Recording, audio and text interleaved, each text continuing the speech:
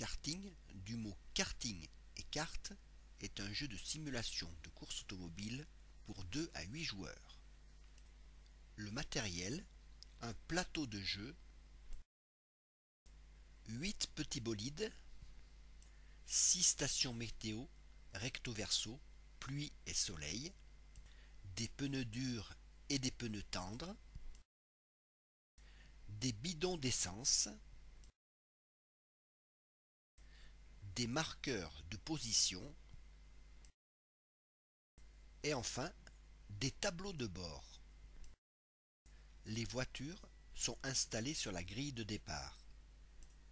On détermine la météo du début de course. Les 5 marqueurs sont lancés et positionnés sur leurs stations météo respectives. Le marqueur central est positionné suivant la majorité des 5 marqueurs. Chaque joueur place secrètement dans sa main de 1 à 3 bidons d'essence et un type de pneu, dur ou tendre, qui va équiper sa voiture. Lorsque tout le monde a fait son choix, on équipe les bolides. Chaque joueur reçoit secrètement une carte du paquet.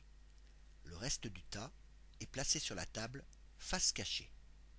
Positionne sur son tableau de bord son marqueur de vitesse à 5 et le nombre de tours à effectuer, ici 3. Le joueur numéro 1 tire une carte de la pioche. Il en a donc 2 en main. Il en pose une sur la défausse, il peut s'arrêter là. Dans ce cas, il avance son véhicule du nombre de points déterminé par la carte posée, moins le nombre de bidons embarqués. Ici 8 moins 2, il avance de 6 cases et positionne son pion vitesse sur son tableau de bord sur la case 6. Le joueur numéro 2 ensuite joue. Il fait de même, mais lui choisit, après avoir posé une première carte, d'en tirer une nouvelle. Il va avancer de 7 plus 4, moins 3, soit 8 cases.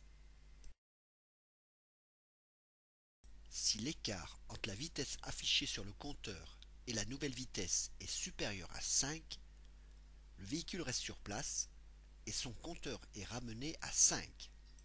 En cas de pneus non adaptés, pneus différents du marqueur météo central, l'écart toléré n'est plus que de 1. Une voiture qui s'arrête sur une case météo inverse le marqueur météo.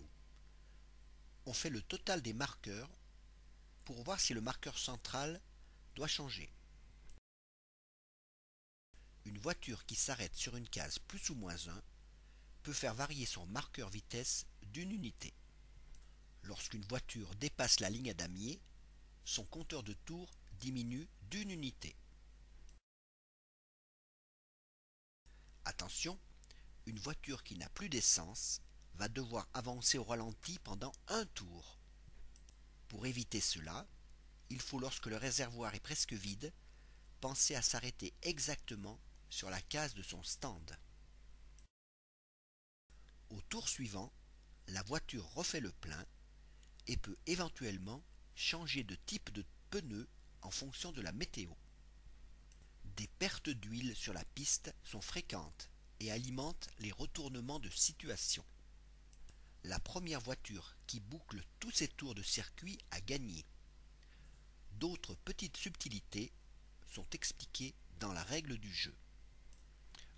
Bon jeu!